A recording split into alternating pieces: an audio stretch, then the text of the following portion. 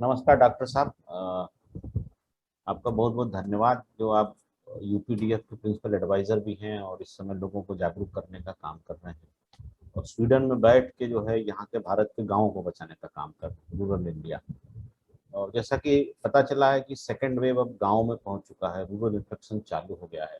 और पिछले वेबिनार में आपने पिछले महीने बताया था कि एक हैप्पी हाइपोक्सिया है जिसमें लोगों को पता नहीं चलता है कि उन्हें उनका ऑक्सीजन लेवल डाउन हो गया। और जैसा कि हमको मालूम है कि भारत का जो ग्रामीण भारत है उनकी इम्यूनिटी अच्छी होती है, गांव के माहौल में रहते हैं, शुद्ध वातावरण रहता है, शुद्ध खाना खाते हैं। वो कुछ इंग्लिश ब्रेकफास्ट या इंग्लिश फूड्स नहीं खाते हैं, तो वो बोलते हैं कि मैं तो दूध दही घी पीता हूँ तो मैं तो सामने से स्वस्थ दिख रहा हूँ। तो ये ग्रामीण भारत में हैप्पी हाइपोक्सिया फैलने का कितना खतरा है हाँ, इस देखिए कोरोना काल में? जी, thank you very much Pankaj ji. तो जो हैप्पी हाइपोक्सिया है, हम इसको देख रहे हैं कोरोना कोविड-19 के संदर्भ में, ठीक है ना?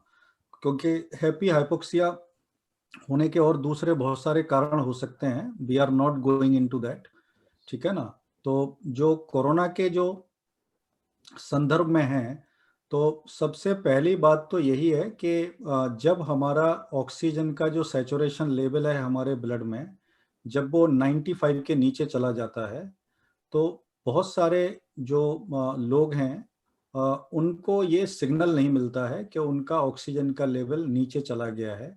और वो लेवल कभी-कभी 40% तक नीचे चला जाता है, यानी कि जो 95 होना चाहिए था वो 40% तक भी चला जाता है। और उन लोगों को पता भी नहीं चलता है कि they are already having the less oxygen in their blood, ठीक है ना?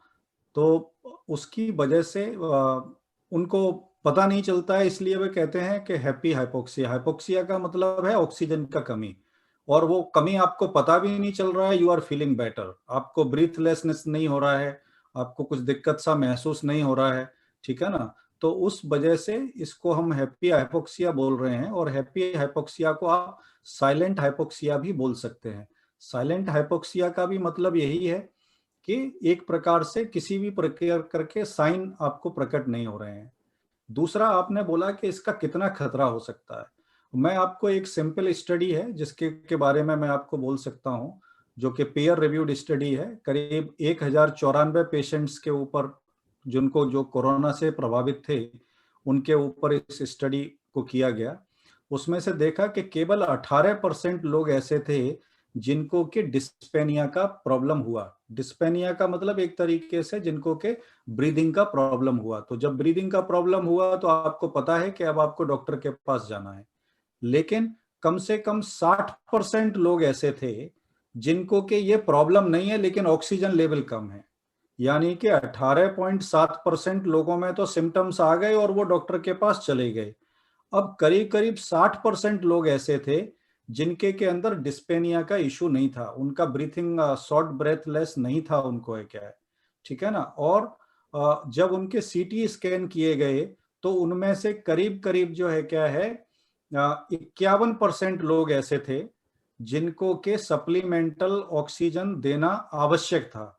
तो हम ये कह सकते हैं कि यानी कि यदि अगर ये 51% लोग अगर सही समय पर यदि हॉस्पिटल नहीं पहुंचते हैं तो इनकी जो स्थिति है वो इतनी खराब हो सकती है कि उस समय डॉक्टर के पास में भी शायद कोई ऑप्शन ना हो इनको सही प्रकार से इनका बचाव करने का। तो ये बहुत जरूरी है, चाहे हम शहर के स्तर पे बात करें चाहे हम गांव के स्तर पे बात करें, लोगों के इसके बारे में जागरूक करना हम सब लोगों की जिम्मेदारी है कि किसी ना किसी प्रकार से वो अपने सिम्टम्स को देखें, समझें। और जैसा कि ऑक्सीमीटर जो एक इंस्ट्रूमेंट है उससे भी निरंतर अपनी जांच करें, जिससे कि हम इस चीज को बहुत ज्यादा खराब होने के पहले ही पकड़ करके इसका उचित ट्रीटमेंट जो है किसी डॉक्टर के तत्वाधान में लिया जा सके। अभी आपने डिस्पेनिया टर्म का यूज किया। डिस्पेनिया टर्म को आप ये हैप्पी हाइपोक्सिया से कैसे जोड़ते हैं? नहीं, डिस्पेनिया एक तरीके का लक्षण है, यानी कि जब आपको सही से सांस नहीं आ रही है तो उस कंडीशन को डिस्पेनिया बोलते हैं। सांस का नहीं आना, आपको, आप बात करते करते थक जाते हो, आप एकदम हाँफ जाते हो, 2 सीढ़ियां नहीं चढ़ पा रहे हो, तो जब हम इसको डायग्नोस करेंगे तो डायग्नोस करके क्या बोलेंगे कि उसको डिस्पेनिया है, ओके। ठीक है ना। लेकिन हैप्पी हाइपोक्सिया तो एक स्टेट है कि आप बीमार हो और आपको पता नहीं चल रहा है। ओके। डॉक्टर साहब, अभी आपके ही गाइडेंस में हम लोगों ने भारत देश के उत्तर प्रदेश में एक जिले में करीब 37 गांव में ऑक्सीमीटर बैंक जो है स्थापित किया। आपका ही ये एडवाइस था कि भारत में जो है हैप्पी हाइपोक्सिया का ग्रामीण क्षेत्रों में खतरा हो सकता है। तो करीब अभी 3 दिन 4 दिन हुआ हमें स्टार्ट हुआ, 2,500 से 3,000 लोगों पे ऑक्सीजन चेक हुए हैं। कुछ चार्ट हमने मंगाए हैं, तो उसमें कुछ लोगों के जो सामने से आए बड़े स्वस्थ दिखते थे, लेकिन उनके ऑक्सीजन 94 है, 94, 93, 92 है। और कुछ 4-5 लोग ऐसे मिले जिनका ऑक्सीजन 89 और 90 था। सामने से आए वो हेल्थ उनका सही था।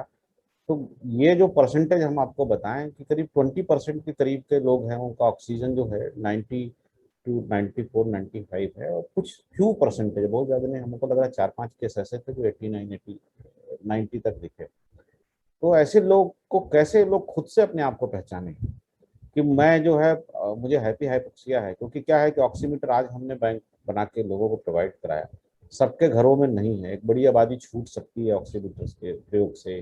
जब पूरे भारत में अगर देखें तो बड़े पैमाने पर लोगों के ये एक्सेस नहीं है। तो लोग खुद से कैसे पता लगाए कि मैं मुझे हैप्पी हाइपोक्सिया हो गया है या होने वाला है? हाँ, देखिए, एक तो क्या करें कि मैंने जैसा हमेशा बोला है कि हम लोगों को इस समय के अंदर ऐसे तो कॉन्शियस हमेशा रहना चाहिए, लेकिन ये ऐसा समय चल रहा है कि इसमें हमको कॉन्शियस रहने का ज़्यादा जरूरी है, हमको जागरूक रहना ज़्यादा जरूरी है, ये समझना कि मेरे बॉडी के अंदर क्या चल रहा है। तो जब आपको इस तरीके का, जब आपका ऑक्सीजन का लेवल यानी कि ऑक्सीजन का जो ब्लड सैचुरेशन है वो नीचे गिरेगा, तो ज्यादातर केसेस में आपको लगेगा कि आपका जैसे छाती है वो भारी हो रहा है, यानी कि चेस्ट के अंदर हैवीनेस होगा, ठीक है ना। आपका जो चेस्ट है वो आपको लगेगा कि किसी प्रकार से मतलब एक टाइटनेस जैसी हो रही है, यानी कि जकड़न जैसी हो रही है, ठीक है ना। दूसरा, आपको लगेगा कि आपका जो आप काम करते थे, जब काम करते समय आपका सांस जो है वो ब्रेथलेसनेस हो रहा है, यानी कि आपका सांस से सांस नहीं जुड़ पा रहा है। आप बोलते बोलते 2 सेंटेंस बोलने के बाद में तीसरे सेंटेंस पे के ऊपर आपको गास्पिंग करना पड़ रहा है, यानी कि आपको जैसे जिसको हाँपना कहते हैं, आपको हाँ, हाँफनी भाप रहा जैसी है। हो रही, ठीक है ना। तो ये जो साइन है इनको पकड़ा जा सकता है। दूसरा जो चीज है कि जहां पर ऑक्सीमीटर नहीं है, तो आप एक जो 6 मिनट का जो वॉक है, ठीक है ना, इसको बहुत इम्पोर्टेंट मतलब एक टेस्ट माना गया है कि 6 मिनट का वॉक करके देखो और आपको उसमें कैसा फील होता है। यदि आप थोरोली कोई दिक्कत नहीं है, 6 मिनट का वॉक हो गया मेरा, 6 मिनट के अंदर मैं 500 मीटर चल लिया, मुझे कुछ दिक्कत नहीं हो रहा है, it means you can consider that at least you don't have that problem for now। तो इस स्टडी को बहुत प्रमुखता से जो है नेशनल लाइब्रेरी ऑफ मेडिसिन के अंदर प्रकाशित किया गया है, और ये बहुत ही ऑथेंटिक है, जिसको कि हम 6MWT बोलते हैं, 6 मिनट वॉकिंग टेस्ट। ये टेस्ट भी हमको काफी हद तक बता देता है कि हमारे फेफड़े, हमारा और हमारा ऑक्सीजन का लेवल और हमारा हार्ट जो है वो किस प्रकार से काम कर रहा है। तो ये 3 चीजें बिना ऑक्सीमीटर के आप पता कर सकते हो, जान सकते हो, और उचित समय पर आप डॉक्टर के पास जा मतलब सकते गांव हो। के लोग जो है ऑक्सीमीटर जिनके पास नहीं है, एक्सेस नहीं है, वो 6 मीटर वॉक टेस्ट करके भी प्रतिदिन देख लें कि हमारा ऑक्सीजन का लेवल सही है कि नहीं। वो वॉक जो है वो कैसा वॉक होना चाहिए? तेज वॉक होना चाहिए या कैसा वॉक होना चाहिए? एक नॉर्मल वॉक हो, मतलब जो कि जिसको मैं अगर कहूँगा तो थोड़ा सा ब्रिस्क वॉकिंग साइड पे होगा तो that will be much better. Okay. लेकिन वॉक करने के हिंदी पहले में वो थोड़ा लोग, बताएंगे क्योंकि गांव के लोग थोड़ा इसको समझेंगे, ब्रिक्स वॉक जो बोलते हैं। हाँ, तो ये है कि थोड़ा सा जल्दी जल्दी चलें। कभी कभी हम लोग टहलते रहते हैं, टहलने में बात कर रहे हैं, ठीक है ना, और बात करते हुए आपको 1 कदम 2 कदम रखने में आप टाइम लेते हैं क्योंकि आप बातों में मशगूल हैं। उस समय पे बातें ना करें, सिर्फ आपका फोकस आपकी वॉकिंग पे होना चाहिए, और ये होना चाहिए कि 6 मिनट में मुझे कम से कम 500 मीटर चलना है। अब 6 मिनट में अगर 500 मीटर चल जाओगे तो आपको पता है कि कितना तेज चलना है आपको। तो यस। बहुत तेज चलने की बात नहीं कर रहा हूँ, एक अपने हाथों को इस तरीके से ऊपर नीचे करके आप 6 मिनट का वॉक टेस्ट कर सकते हैं। और चलते समय जब आप ये कर रहे हो और खास करके किसी में कुछ और सिम्टम्स भी आ रहे हैं, वो व्यक्ति ये ध्यान रखे कि कोई दूसरे व्यक्ति के प्रेजेंस में वो ये वॉक करे। ऐसा ना हो कि वॉक करते समय उसका ऑक्सीजन का लेवल नीचे जाए और वो वहां पर कोलैप्स्ड हो जाए। तो अकेले जाकर के वॉक नहीं करना है, किसी बंदे को बोल दो कि मैं वॉक कर रहा हूँ एक 6 मिनट के लिए, मुझे देखने का, ठीक है ना। कपड़े भी बहुत ज्यादा टाइट ना पहने, कपड़े भी ऐसे पहने जो कि आसानी से, जिनमें के अंदर से हवा पास कर सकती हो, इस प्रकार के आप कपड़े पहने और आसानी से जो है क्या है, आप ये वॉक करोगे तो यू विल आइडेंटिफाई कि आपको हैप्पी हाइपोक्सीमिया या फिर साइलेंट हाइपोक्सीमिया है या नहीं है। आजकल लोग फोन पे बातें करते हुए वॉक करते हैं, तो ये जो 6 मिनट्स वॉक है उस समय फोन पे बात करना अलाउड है या नहीं अलाउड है? देखिए, वॉक करने में भी बहुत सारी एनर्जी लगती है। आप बात कर रहे हैं, मैं बात कर रहा हूँ, हम लोगों को फील हो रहा होगा, ठीक है ना, कि that also require lot of energy. जब आपका तबीयत खराब होता है, आप पूरी तरह स्वस्थ नहीं होते हैं, तो बात करना भी मुश्किल हो जाता है, ठीक है ना। It takes lot of our energy. तो जिस समय पर आप अगर ये वॉक कर रहे हैं, तो आप कोई दूसरा एक्टिविटी अगर 6 मिनट के लिए ना करें तो ज्यादा उचित होगा। मैं तो यही रिकमेंड करूंगा, just focus on the walk. और जिन लोगों का एज ज्यादा है, वो ज्यादा मतलब ऐसा कोशिश करें, यदि वो किसी कैन के साथ में या बेंत के साथ में या छड़ी के साथ में चलते हैं, तो वो ऐसा कोशिश ना करें कि चलो 6 मिनट है मैं ऐसे ही चल देता हूं। तो उनका जो भी सपोर्ट सिस्टम जो वो यूज करते हैं, उस सपोर्ट सिस्टम के साथ ही वॉक करें। अच्छा डॉक्टर साहब, ये एक काफी एक मार्केट में चल रहा है कि अगर आप 30 सेकंड तक सांस अपना रोक ले रहे हैं, that is also a test to know the oxygen level. 30 second तक आप सांस रोक लीजिए, या आप कंटिन्यूअस जो 1 to 50 तक आप काउंट करिए। अगर आप एक सर्टेन नंबर तक अगर आप कंटिन्यूअस बिना सांस लिए काउंट करते हैं, तो ये भी क्या टेस्ट है क्या ऑक्सीजन लेवल का? मतलब आप जहाँ हाँ, ऑक्सीमीटर ये नहीं है वहां इस विकल्प का इस्तेमाल कर सकते हैं।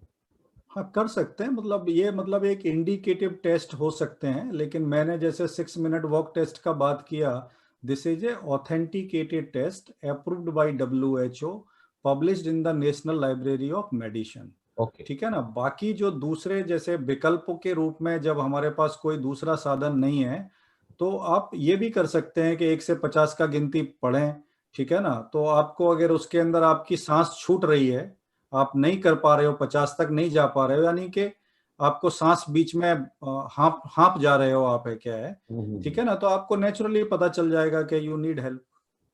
अच्छा डॉक्टर साहब, जनरली पता चला किसी को कि हमें हैप्पी हाइपोक्सिया है, तो उसको गांव के लोग क्या है, उनका जो प्राइमरी हेल्थ सेंटर है वो करीब वहां पहुंचने में ही लग जाते हैं घंटे।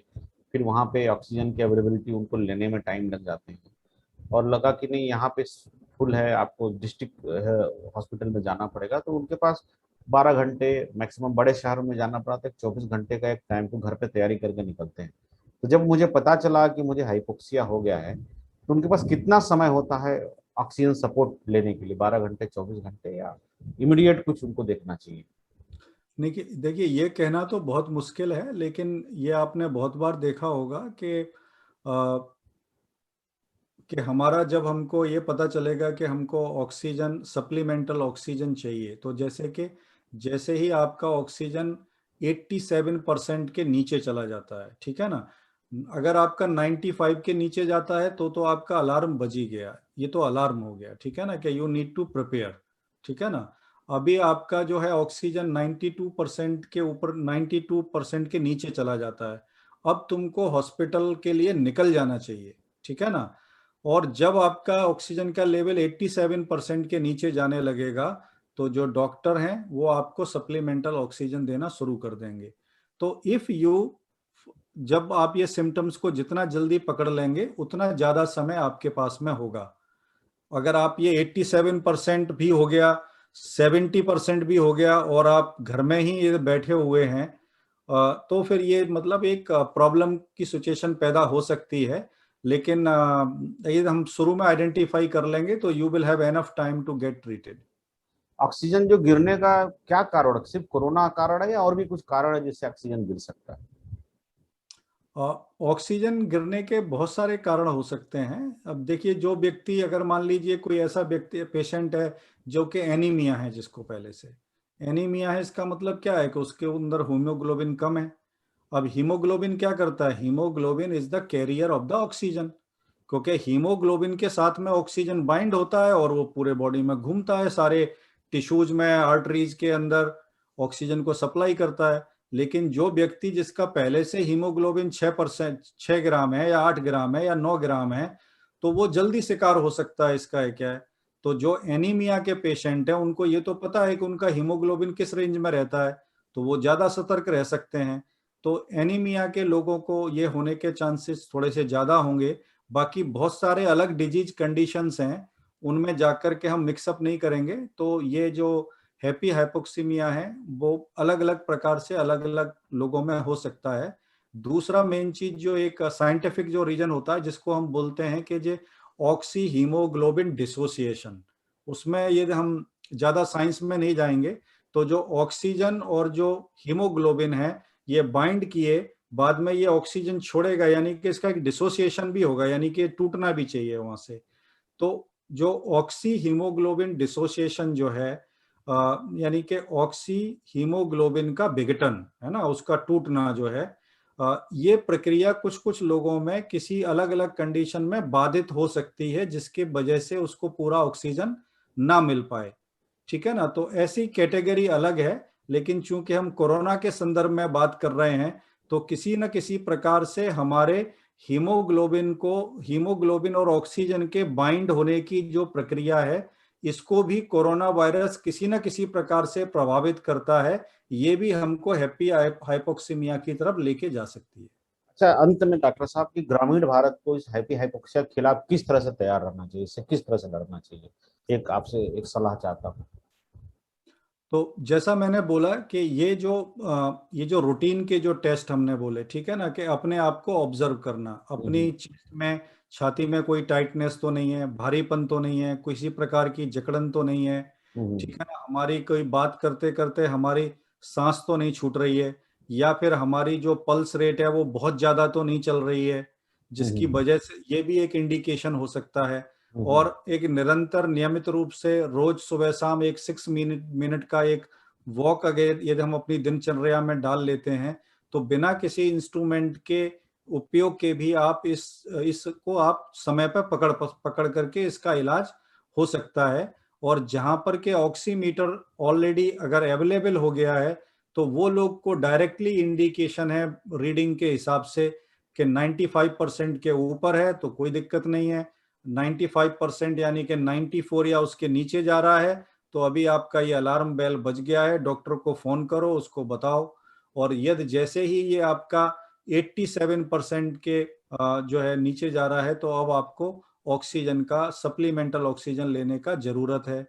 और जब तक ये स्थिति का निर्माण हो रहा है, तब तक जैसे मैंने बोला है कि आप एक प्रोनिंग का जो पोजीशन है उसका उपयोग करके भी आप अपने ऑक्सीजन लेवल को जो है 2% से लेकर के 6 या 7% तक बढ़ा सकते हैं।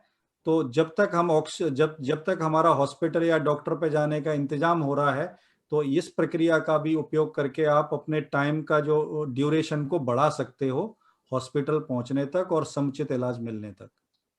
बहुत बहुत धन्यवाद डॉक्टर साहब। मतलब कुल मिला के रूरल इंडिया को कमर कस लेना है। ये कोरोना जो है बहुत सारे आम खतरों के बीच एक विशेष खतरा हैप्पी हाइपोक्सिया रूरल इंडिया को दे सकती है। तो आपने जो सारे तरीके बताए, नेचुरल तरीके, ऑक्सीमीटर के तरीके, इसको इस्तेमाल करते हुए अपना हेल्थ के स्टैंडर्ड को रेगुलर चेक करते रहें, और जब किसी भी परिस्थिति हो इन टाइम अगर पहुंच जाए तो उनकी लाइफ बच जाएगी। बहुत बहुत धन्यवाद डॉक्टर साहब, आप हमारे शो पे आए। जी, thank you very much, thanks a lot.